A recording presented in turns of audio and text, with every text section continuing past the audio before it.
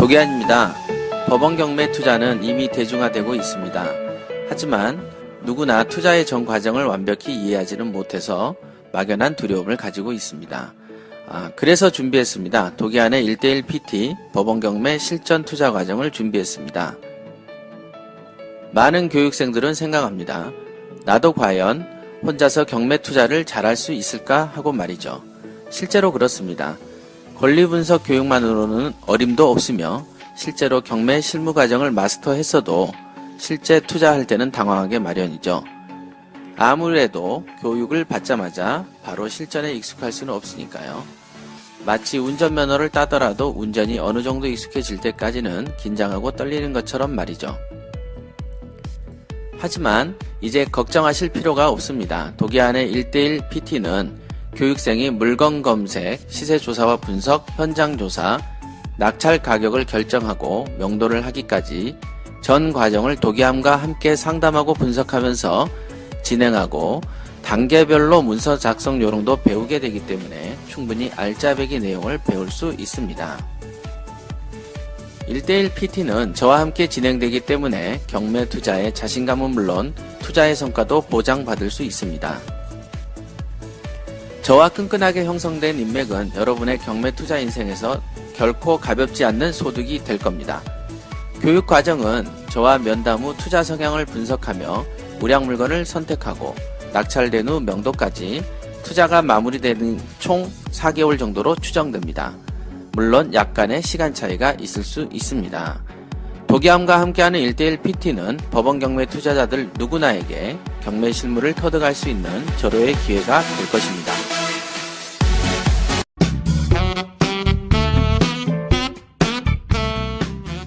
본 방송은 전 국민의 가난 탈출을 목적으로 합니다. 돈을 벌 수밖에 없는 확실한 재테크를 가까이 두고 엉뚱한 곳에서 애써 벌었던 돈을 날리는 어리석은 짓을 중단시키기 위해 만든 방송입니다.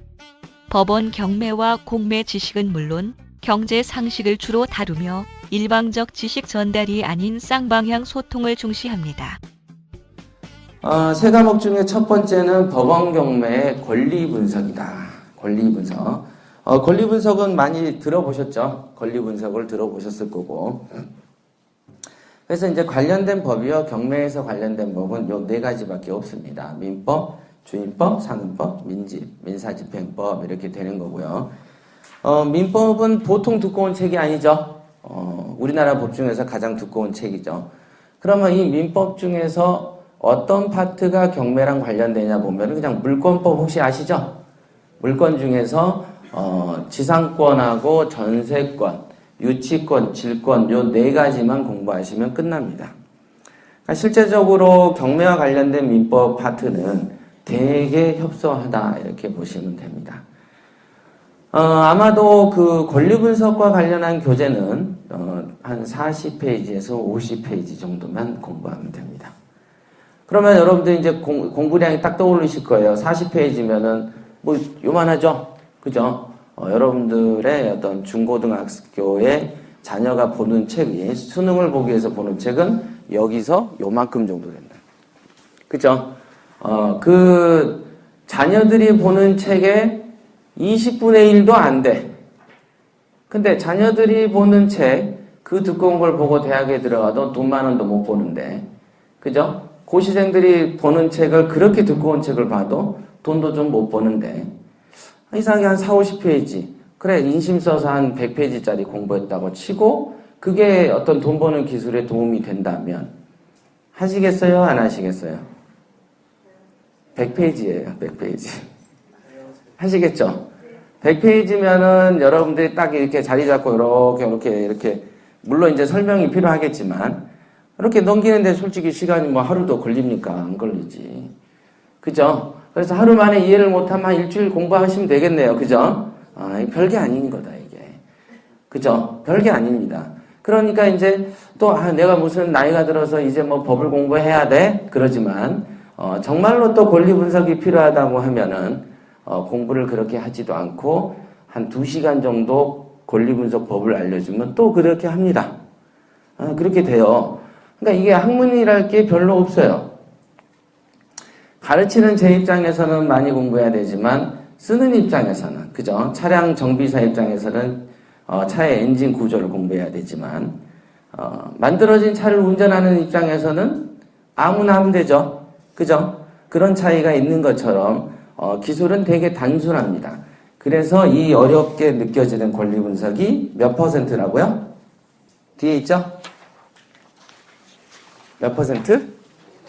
네, 5% 정도밖에 안 됩니다. 실제로 이제 경매로 해서 실전적으로 쓰는 데 있어서는 5%도 과하다라고 보시면 됩니다. 왜냐하면 실제로 투자를 할 때는 권리 분석을 내가 했나 싶을 정도로 한 30초에서 1분 정도 하다가 지나가거든요.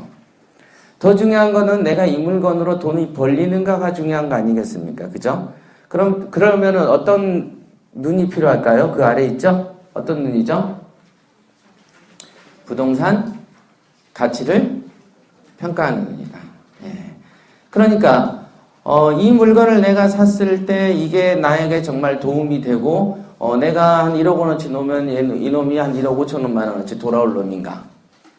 예. 그런 게 중요하다는 거죠. 자, 그런 걸 판단하는 눈이 필요한 거죠. 그러니까 누구는 사놓으면 떨어지고 그죠?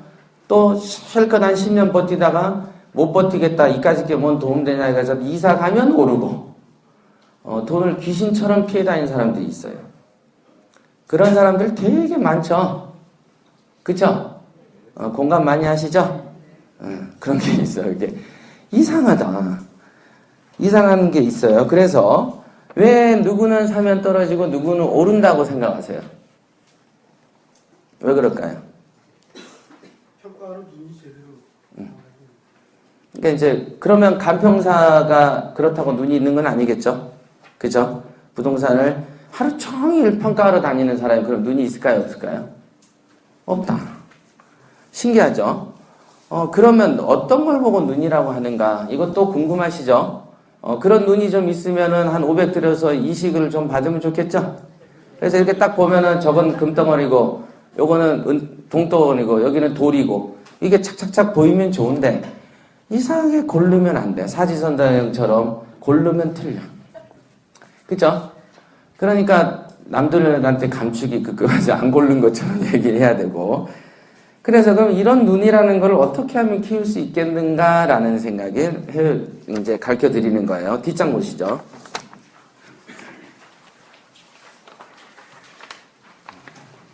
자, 해결책은 딱 두 가지입니다. 가능한 한 많은 물건을 보고 많은 변화를 살펴보시면 됩니다. 많은 변화. 그러니까 결국은 돈이 되는 거를 보려면은 많은 물건과 변화를 살펴라 그랬으니까 원래부터 돈에 대해서 관심이 있어야만 하겠죠. 그죠? 돈에 관심이 없는 사람이 돈이 벌리면 그게 이상하죠. 그죠? 농사꾼이 밖에 나가서 씨앗을 뿌리거나 관리도 안 하고 잡초도 안 뽑고 거름을 뿌린다 그러죠. 거름을 준다. 거름을 주지도 않으면서 농작물이 잘 나오기를 기대할 수는 없는 것처럼 여러분들이 평상시에 돈독이 올라 있으면은 이런 능력이 쉽게 생깁니다. 그런데 우리는 여지까지 돈독하고 인연을 끊고 살으셨죠? 혹시 몰래 돈독에 오르신 분도 계시나요? 옆 동료 모르시게. 알고 보면은 뭐 건물 몇 채씩 있고 뭐 이런 분들도 있을 수 있겠는데 하여간 보편적으로는 직업적 특성상 돈독하고는 인연을 끊고 사는 건 맞죠? 맞습니다. 만약에 우리가 그 시간에 한 수십 년 동안 그걸 했다면은 분명히 뭔가 다른 뭔가 있었을 겁니다. 분명히. 그래서 가능한 한 많은 물건을 보고 변화를 바라 해놓고 그 아래 단계 보면 행정수도하고 혁신도시 이런 게 있습니다. 여러분들이 이제 잘 아시는 단어들이죠. 행정수도가 처음 붐이 일 때 기억나시나요? 온 나라가 떠들썩했죠? 그 당시에 행정수도 이전에 관해서 얘기를 할 때 공주 연기를 정하면서 정하기 전부터 땅값이 폭등했었습니다. 그러면은 그 당시에 폭등을 할 때 행정수도가 내일 모레 이사 간다고 조건 단 것도 아니고 이제 얘기만 되던 시절이고 그 당시에 정부 발표도 2020년까지 이사하겠다 였습니다. 근데도 폭등을 했어. 그러면 물론 그 중에서는 1, 2년 동안 폭등하면 팔고 나가겠다는 전략이 있었던 사람도 있었겠지만 이거를 끝까지 내가 봐서 가치를 끝까지 수익을 챙기겠다는 분도 있었지 않았겠어요. 그죠? 그러면 그 사람들은 거의 한 20년 가까이를 내다본 거네요. 그죠? 그리고 실제로 그 당시에 다 이전할 줄로 알았었잖아요. 처음에는. 그죠? 그러니까 투자하고 붐이 일었죠. 그랬는데 지금 어떻게 됐습니까? 어떻게 됐죠? 안 하죠? 안 했잖아요. 바로 한 1, 2년 사이에 행정수도 이전 없었던 걸로 됐습니다. 그죠? 그 당시에 노무현 정권 당시에 혁신도시도 있었죠? 각 지역마다의 그 기업 혁신도시가 있었습니다. 그 다음에 이제 관공서 지방 이전과 맞물려서 그래서 이제 지방의 토지의 가격에 크게 영향을 미쳤었죠. 근데 그때 저도 막 사러 다니고 그랬어요. 이렇게 하면 당연히 오르는 게 뻔한데 왜 안 삽니까? 사야지. 그러나 결론은 안 샀어요. 너무도, 저는 이제 경매쟁이기 때문에, 경매쟁이는 항상 뒤에 삽니까? 앞에 삽니까? 뒤에 사죠. 아까 말씀한 분양 같은 게 앞에 사는 거죠. 앞에 샀다가 실컷 놀다가 뚝 떨어진 다음에 줍는 게 경매죠. 즉, 모든 변화와 풍상을 다 겪은 연후에, 이제 더 겪을 것이 없다 싶을 때 만나는 게 경매죠. 그게 안정성이죠. 그죠? 근데 안 그러고 이게 초반에 들어가는 건 마치 주식이나 펀드처럼, 이렇게 널뛰듯이 한다는 거죠. 그런데, 이거는 이제 다 겪고, 이렇게 떨어질 때 떨어지고, 그 다음에 이제 죽는 거기 때문에, 그나마 리스크가 없다. 이렇게. 그러나 이렇게 행정수도나 혁신도시도 정부 차원에서 진행했지만 안 됐고요. 재개발하고 또 뉴타운으로 전국을 또 한번 쓸었지 않습니까? 그때 또 돈 투자한 사람들이 지금 많이 망가졌습니다. 말이 뉴타운이지 그때 이득을 본 사람도 있었겠죠. 중간중간에 이득을 봅니다만은 피해자가 더 많습니다. 그 다음에 이제 뭐 용산개발도 오세훈 시장 때부터 엄청나게 했죠. 우리나라의 유명한 기업들은 다 뛰어들었어요. 삼성도 뛰어들고 다 뛰어들었죠. 근데 지금 어떻게 됐습니까? 잘 됐습니까? 자, 허접한 사람들이 계획 세워서 들어왔습니까? 우리나라에서 엘리트들이 계획을 세워서 들어왔습니까? 엘리트들이죠. 그 다음에 대기업들이 다 세운 거 아니겠어요? 그러니까 우리나라에서 똑똑한 놈들만 골라놓은 데서 세워서 해도 안 돼. 그죠? 앞서 있는 행정수도나 혁신도시는 어떤 정치적인 관계로 안 됐지만 뒤에 있는 경우는 대개 무능으로 인해서 안 된 케이스입니다. 그게 물론 이제 원래 국지적으로 용산 개발을 했으면 성공했을 것인데 이 용산 개발의 범위를 오세훈 시장이 여기도 하자 이렇게 넓혀가지고 비용 증대가 생겨서 부도 상태로 갔다. 이런 게 이제 분석들이 있습니다. 그러니까 이것들, 그 다음에 용산 개발로 인해서 이렇게 또 돈 투자한 사람도 되게 많아요. 그 다음에 송도 신도시 기억나시죠? 요거 할 때 TV에서 연일 난리 쳤고, 사람들은 TV나 신문 기사에서 때리면 믿어버립니다. 뭐 한다. 그러면 우선 신뢰를 하죠. 그래서 저도 TV를 좀 나가야 되는데 불러주질 않아. 불러줘야지 뭘 하는데. 자, 송도 분양할 때 우리가 잘 아는 김연아 선수도 송도에 상가를 분양받은 적이 있습니다. 한 30억 정도 되죠. 그런데 이제 본인 돈이 10억 들어가고 20억 정도 대출이다. 그 당시 신문 기사에 났었고, 그게 지금도 세입자가 없어요. 한참 됐어. 자, 어떻게 생각하세요? 일단 초장에 들어가면 안 되는 거예요. 지금 송도의 아파트들 경매 나와서 주소도 거의 반값 비슷하게 됩니다. 70%대. 송도를 가보시면은 아시지만은, 서울하고 너무 멀어요. 너무 멀어요. 그럼 너무 먼 만큼 가격대를 다운시키면 되겠죠? 그죠? 중서민층이 들어가게끔 전략을 세우면 되는데 우리가 건설을 하고 지방자치단체에서 추진을 하다 보면 거기에 그런 그 어떤 객관적이고 입체적인 평가를 하기보다는 중간에 예술 작품을 만들려는 시도가 시작됩니다.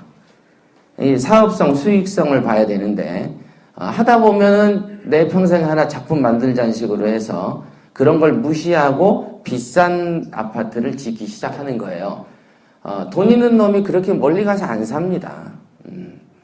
그건 굉장히 단순한 논리인데 그것도 안 돼서 날려버리죠. 그렇지만은 또 모르고 기자들도 그런 사실은 모르니까 신문에다가 사진 찍어서 보이면 여러분들은 또 거기 가서 줄을 서서 분양을 받는다. 그러니까 조금만 그래서 여러분들의 지금 시작이라고 보셔야 돼요. 내가 이제 뭘 더 하겠어 하시지만 요즘엔 건강해져서 90세까지도 삽니다. 그럼 앞으로도 30년 동안 뭐 하고 사실 거냐 보시죠. 그죠? 심심해서 죽습니다. 뭔가를 해야 돼. 그리고 옛날처럼 뭐 자녀들이 효도 이런 거 안 합니다. 지 먹고 살기도 바빠. 그거 인정하시죠? 예, 반드시 그럽니다. 뭐 연금 타서 살지 뭐. 옆에서 펑펑 쓰고 살 때 수양을 또 해야지. 나는 아니다라고 수양해야죠. 그런 식으로 됩니다. 그래서 파주도 왜 적어놨냐면 운정신도시 하면서 원래는 토지 보상이 대거 이루어진다라고 했었어요. 근데 토지 보상이 될 걸로 보고 은행에서 꼬드겨가지고 대토를 하게끔 하면서 대출을 받아서 땅을 또 사놓은 거예요. 그 다음에 또 그걸로 좀 이렇게 사치 좀 부리고 좀 돌아다니다가 어떻게 됐습니까? 국가에서 보상가가 안 나와버렸어요. 그죠? 그러니까 어떻게 되냐면 경매를 당하고 자살이 아마 제가 기억하기로는 12명 이상이었던 걸로. 이것도 지금 이 다양한 사례들을 왜 들어줬습니까? 여러분들한테? 아까 위에 있죠? 부동산을 보는 눈은 이렇게 많은 물건하고 변화를 보라는 거예요. 변화. 그러니까 우선 윗단계 첫 번째 소비에 이르고 어떤 붐이 있는 그런 이슈가 되는 물건과 지역에 투자하면 된다 안 된다? 안 되는 거예요. 그거는 더 고수가 들어가는 영역이죠. 고수라면 치고 빠지는 게 유동성이 있는데 여러분들은 부동산의 초짜 중에 초짜인데 누군가가 또 이렇게 또 공직을 있으시다 보니까 여기에 있는 것처럼 다 정부나 굵직굵직한 어떤 정보에 대해서 누군가가 먼저 얘기를 하면 그럴 것 같다라는 것이죠. 그러나 그게 바로 또 돈 날리는 단초가 된다. 그러니까 절대로 이런 변화, 이런 거에 익숙해지셔서 우선은 정부의 말을 믿으면 안 됩니다. 여러분들은 공직원이지만 한다라고 해서 안 하는 게 어디 한두 개입니까? 그거 맞잖아. 맞죠? 예. 그런 거를 뻔히 겪으셔놓고 나와가지고 그 돈을 또 그것도 붓는 거는 어리석은 일이다. 자, 해결책은 역시 뭐냐? 가정 안전한 장소는 도매시장인 경매다 이거죠. 여기서는 더 이상 손해볼 일이 없죠. 물론 권리분석 실패하면 손해보잖아요. 예. 운전하다가 졸면 사고 나는 것처럼 그런 정도는 본인이 조절할 수가 있다. 그럼 권리분석을 공부할 때 아까 그 책이 몇 페이지라 그랬죠? 예, 50페이지 이짝저짝. 그럼 그 정도도 노동을 안 하고 몇 천짜리 몇 억짜리 게임에 들어온 사람이 문제인 거지. 안 그래요? 그렇게 이해를 하시면 됩니다. 거기에 하이에나라고 쓴 이유는 뭘까요? 잘못 썼던 오탈까요? 자, 하이에나는 속성이 이렇습니다. 그 사자가 사냥을 해놓죠. 그래서 사자가 힘들게 뛰어가지고 고기 좀 먹을라 하면 하이에나들이 옆에 모입니까? 안 모입니까? 예, 모여가지고 식사를 방해합니다. 옆에서 시끄럽게 깨깨깨 그러면 사자가 응 하면 이제 도망갔다가 또 와서 또 깨깨거려. 그럼 사자가 대충 먹다가 어떻게 되죠? 가버리죠? 예, 그 동물의 왕국에 많이 나오잖아요. 그런 것처럼 이 경매쟁이들의 특징은 하이에나처럼 자기가 땀 흘려서 사냥을 하진 않습니다. 즉 항상 잡아놓은 고기의 그 다음 단계 별로 땀 안 흘리는 단계에서 수고롭지 않게 고기를 먹는다는 거죠. 이해되시죠? 예를 이렇게 들어드리려고 이렇게 이제 정했습니다. 그러니까 지금 두 가지 과목이 나온 거예요. 5분만 더 하고 쉬겠습니다. 지금 주무시는 분들은 휴식 시간에는 깨서 돌아다니시겠죠? 그죠? 원래 수업 때 공부를 하고 휴식 때 쉬어야 되는데. 자. 자. 세 가지 과목 중에 두 가지 과목을 소개해 드렸습니다. 하나는 권리분석이다. 50페이지. 또 하나는 가치를 평가하는 눈이 좀 필요하다. 근데 그 눈이라는 것은 내가 어떻게 하느냐? 변화를 자꾸 보다 보면 아하, 내가 이런 거에 말려들면 안 되겠다. 이런 어떤 판단들을 배울 수 있다. 그럼 세 번째 필요한 과목이 뭐냐? 그랬더니 부자 마인드다라고 설명을 해놨습니다. 부자 마인드다. 그러면은 아니 이게 뭐냐? 물론 제가 처음에 쓴 책 이름이 부자 마인드를 까발려주마라는 책입니다. 그래서 인터넷에서 제 이름을 쳐보시면은 제가 쓴 책이 나옵니다. 제가 이제 경매를 해보니까 항상 중요한 게 생각이더라 이거죠. 근데 대다수의 99.9999는 기술을 중시하더라 이거죠.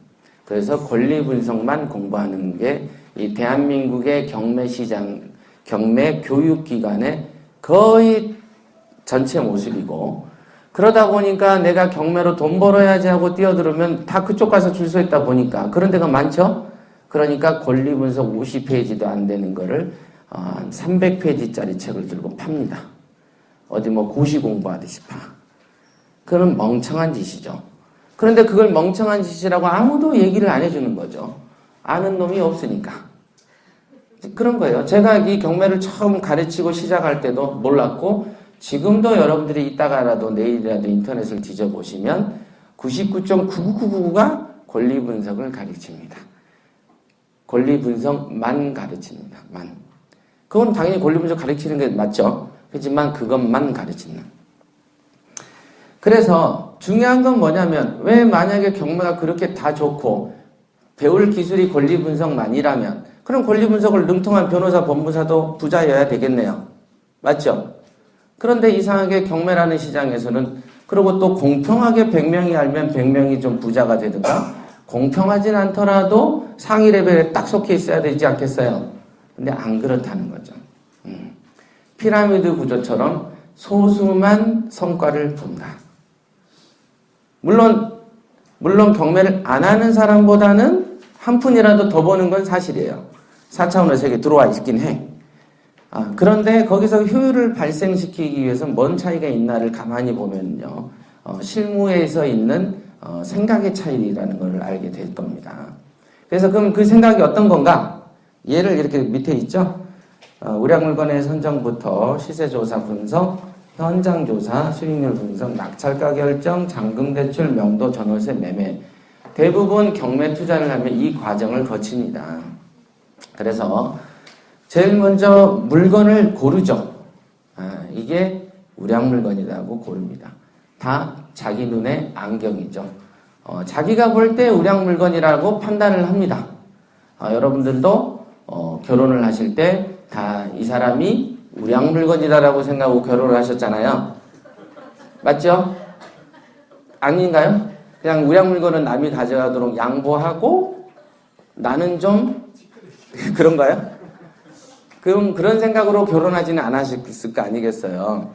그런 것처럼 이 물건이라는 것도 야 이거는 정말 이게 나를 위해서 나온 물건이라고 생각을 합니다. 그렇기 때문에 경매 현장에 30건이 입찰을 보면은 다 사람들이 붙어 있어 한 건씩. 제가 볼 때는 그날 법정에서 이루어지는 것 중에 괜찮아 보이는 거는 정말 극소수인데 이상하게 막 다 붙어 있어요. 신기하죠. 그게 다 제 눈에 안경이라는 거죠. 그러면 그 우량물건이라는 게 어떤 겁니까? 보면은 다 천차만별 이유를 댑니다. 이렇다 저렇다. 나중에 우량물건이 뭔지는 셋째 시간에 한번 제가 이렇게 편성을 해놨습니다. 그 다음에 이제 마인드 중에 대표적인 거를 지금 이제 하나를 들게요. 자, 낙찰가 결정 한번 보시죠. 낙찰가를 결정할 때 사람들은 많이 쓰고 싶습니까? 적게 쓰고 싶습니까? 적게 쓰고 싶죠? 그죠? 적게 쓰고 많이 먹고 싶잖아요. 맞죠? 누구나 똑같은 생각이다. 그러나 그 사건에서 돈을 버는 사람은 누굽니까? 낙찰받은 사람. 많이 쓴 사람. 많이 쓴 사람은 10대 1이라고 봤을 때 가장 적게 벌려는 사람입니까? 가장 많이 벌려는 사람입니까? 적게 벌려는 사람입니다. 좀 신기하지 않으세요? 적게 벌려는 사람이 돈을 벌어. 이상하게 욕심이 좀 더 많으면 떨어집니다. 신기하죠? 어떤 분들은 1년 내내 떨어진 사람도 있어요. 소도 뒷걸음의 질을 가끔 잡는데 이 사람은 1년 내내 떨어져. 저희 회원 중에는 1년 내내 2등만 하는 사람도 있어요. 이거 우스갯소리인데 그분도 이걸 드리겠지만은 한 40번 정도 들어가는데 2등만 28번인가? 그렇게 하기도 힘들어요. 그런 사람한테 공짜로 오피스텔 한 채씩 줘야 되는 거죠. 이 정도는 이게 사법부에서 좀 기여를 했다고 해야 되는 거죠.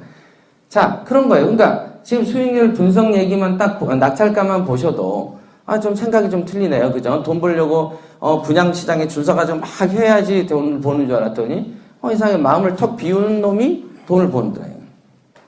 근데 그게 1단계 이득이 조금이었을지 몰라도 혹시라도 2단계 이득에서 대박을 맞을 수도 있는 거 아니겠어요?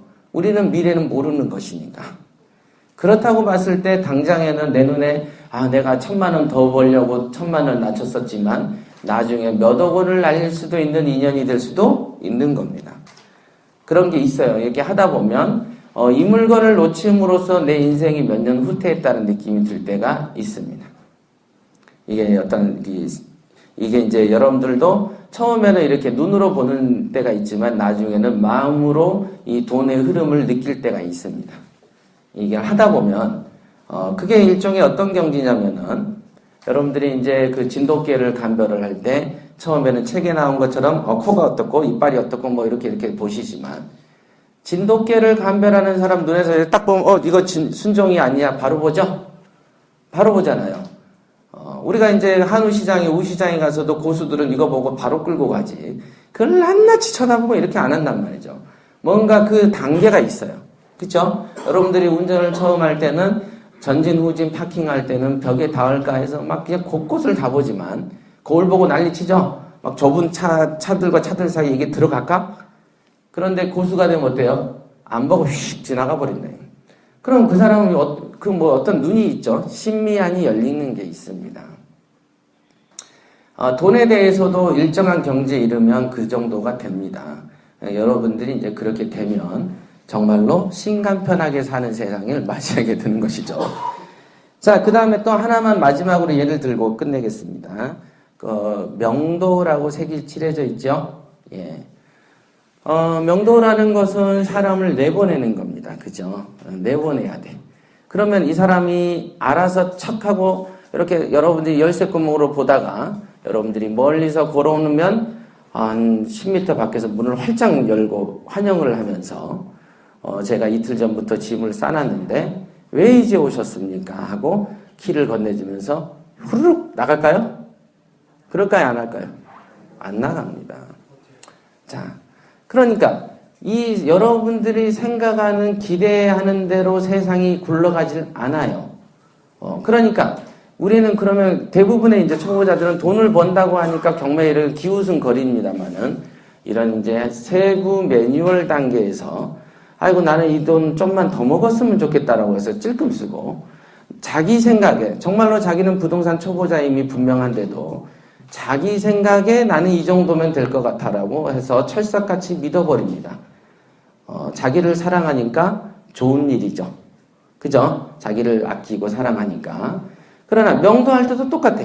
명도할 때도 보면은 자기가 살아온 습성을 버리지 못하기 때문에 갈등이 유발되고 거기서 이 경매라는 어떤 좋은 시장을 떠나게 돼버립니다.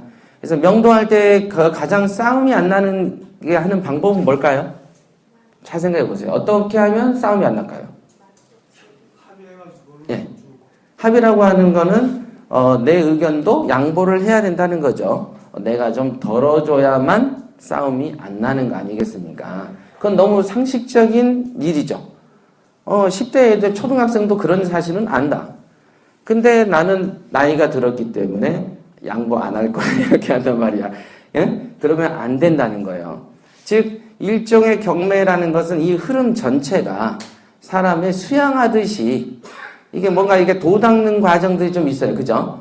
남들이 좀 더 먹으려고 그럴 때 내가 좀 덜 먹어야 돼. 그래? 내가 좀 내 살을 좀 덜어서 줘야만 이 사람이 순조롭게 나가서 결론적으로 나에게 또 이득이 되는구나. 이런 거를 좀 체험하는 공간이 되는 거예요. 그러니까 여태 1등 만능주의로 살았던 그런 매뉴얼들을 버려야만 여기서는 성공합니다. 이해되십니까, 이거? 예, 원래 이 지금 말씀한 이 한 페이지짜리 부자 마인드만 가지고 2시간 반을 가르칩니다. 2시간 반. 요것만 가지고 이 한 페이지 요거요. 예를 들고 뭐 하고 뭐 하면은 장난아니고 오래 가르치거든요. 근데 이제 우리가 오늘은 아까도 말씀드렸지만은 아웃라인, 경매라는 게 이렇다. 이런 걸 먼저 배우는 시간이니까 오늘 지금 쉬는 시간을 하겠고요. 첫 번째는 요약 정리를 한번 해드리겠습니다. 부동산의 경매 특징을 설명드렸고요. 경매는 도매 시장이고, 그러니까 이중적 이득이 있을 수 있고, 그 다음에 이런 시장이 국내에 없으니 4차원 시장이다. 그 다음에 그럼 이걸 내가 경매를 잘하려면 몇 과목을 공부해야 되는가? 3과목을 공부해야 된다. 하나는 권리분석 50페이지 짝짝짝, 하나는 부동산을 보는 눈. 이 눈이라는 것은 아까 뭐 다양한 사례를 들었을 때 국가를 믿지 말라는 거, 어떤 정부 정책을 믿고 투자하면 안 됩니다. 항상 하이에나처럼 제일 뒤에서 줄을 서서 받으십시오. 그러면 안전하겠죠. 선제적인 투자는 하지 마십시오. 그 다음에 세 번째는 실무에 있어서 마인드. 여태까지 내가 살았던 생각들을 버려서 어떤 그 철학적으로 접근을 해야만 실제로 여기서 큰 성과를 본다.